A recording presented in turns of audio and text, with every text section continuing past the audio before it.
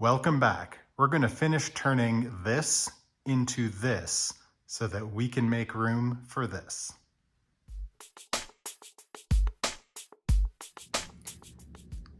So before I start prepping to blow insulation into these walls, one of the things I wanted to check is if I had fire blocks. If you're not familiar, that's just a piece of 2x4 that goes in between your studs to help prevent the spread of fire. It's an external, I guess this is the garage, so it's not attached to the living area, so I have no idea what the codes say, if I should or shouldn't. I'm assuming since I don't, I shouldn't.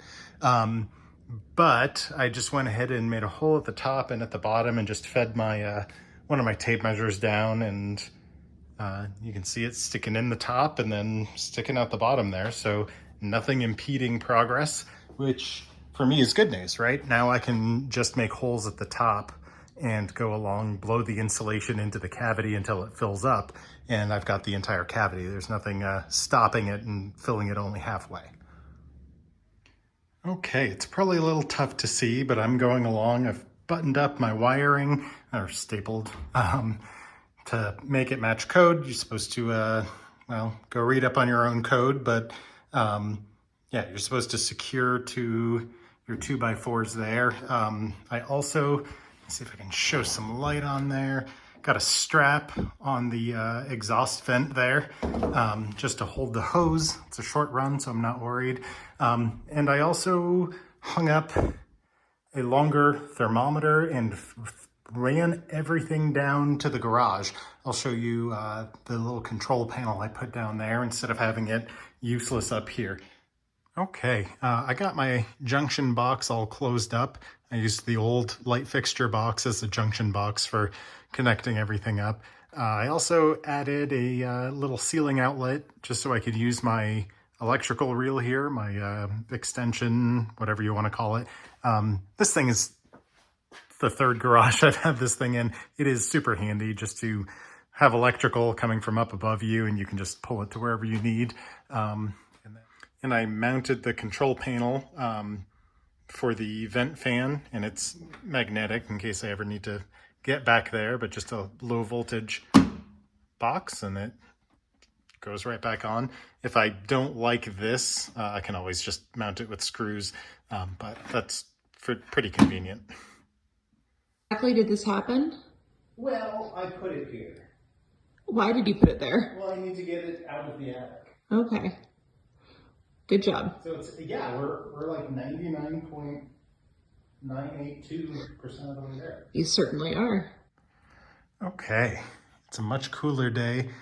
So I did the heavy lifting. I got all the plywood that they put up here down and out of the way, and we are ready to blow in insulation. I've been looking at the prices at Lowe's, and by the time I rent a truck, because I need to haul everything here or have it delivered, it might be more cost effective just to pay someone to do it. So I've got to call out to someone. They're going to give me a quote and see if they just want to come and blow in the walls and in here, and maybe save me some trouble.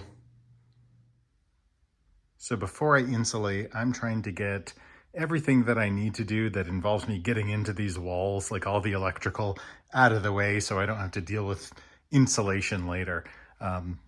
I'm no electrician, but something tells me that's a little sketch. Let me see what I can do with this. Okay, I went ahead and installed a switched receptacle just right here for this bank of lights. I figured that'll be a little easier. I can put this cord now up and out of the way and just come flip a switch to illuminate each half. I intend to do the same thing over here. That's going to be a little bit down the road. I don't need to, this is already insulated because that's the living space. So I don't need to wrap up anything. I'm going to be dealing with insulation when I do that in the future anyway. Yeah, so now I think we are all buttoned up with everything that I'm going to do before insulation gets blown in. These guys are supposed to be here next weekend. Hopefully they're just in and out in a few hours, or at least only one day. We'll see, and we'll play it by ear. And when I go around and fix all the random holes everywhere. All of a sudden, you know, it looks like someone took a shotgun.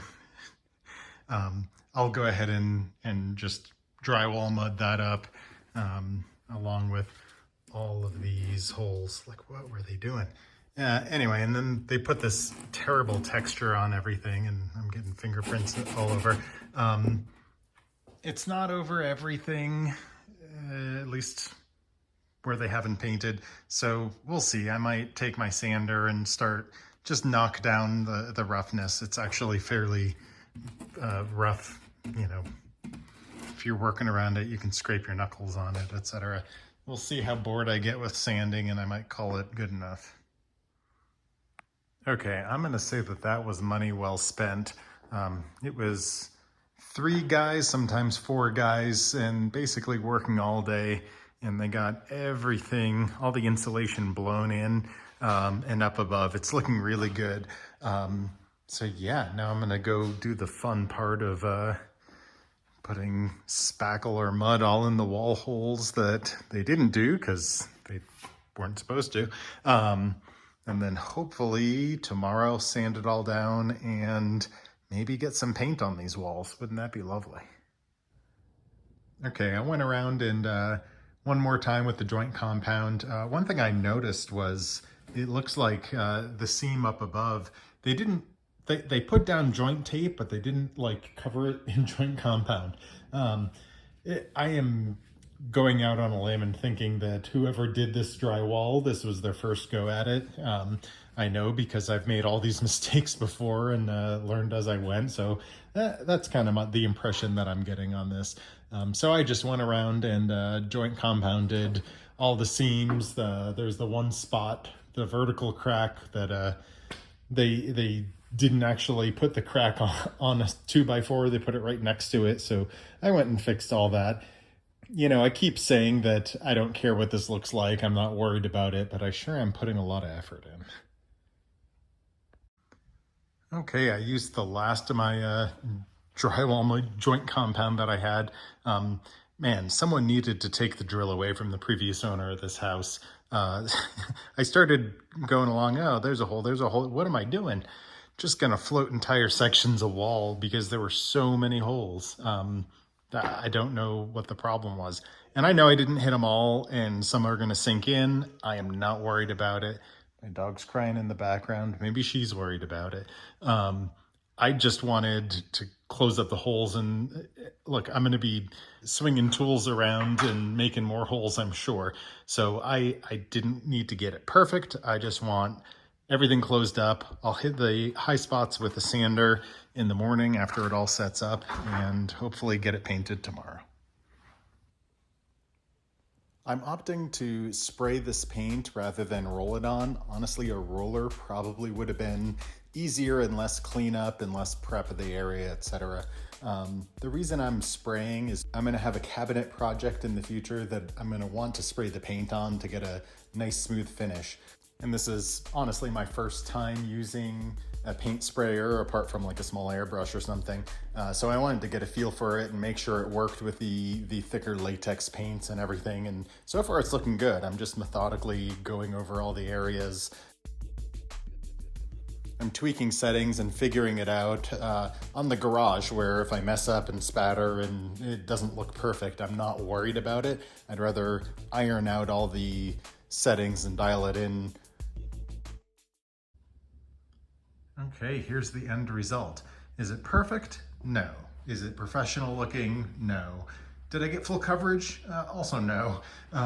But hey, we're here, everything's protected. I'm gonna go ahead and start putting things back and then put my lights back up and we'll see what the end product looks like. Okay guys, I am super happy with how everything looks right now. This is gonna close out the chapter on the garage overhaul. I know I've got other projects that are gonna occupy my time, but I'm thinking in the next week or so, I should be able to at least get the Mustang back and parked in here and out of storage. It'll be a while before I, continue on the metal work on it, but at least it will be back. I'm super excited. Okay, if you are still with me, I appreciate it. Thank you so much for watching. It has been an interesting journey. And if you're interested, stick around. We're going to have really soon a beautiful 67 Mustang parked right here. We're going to get back to work on it.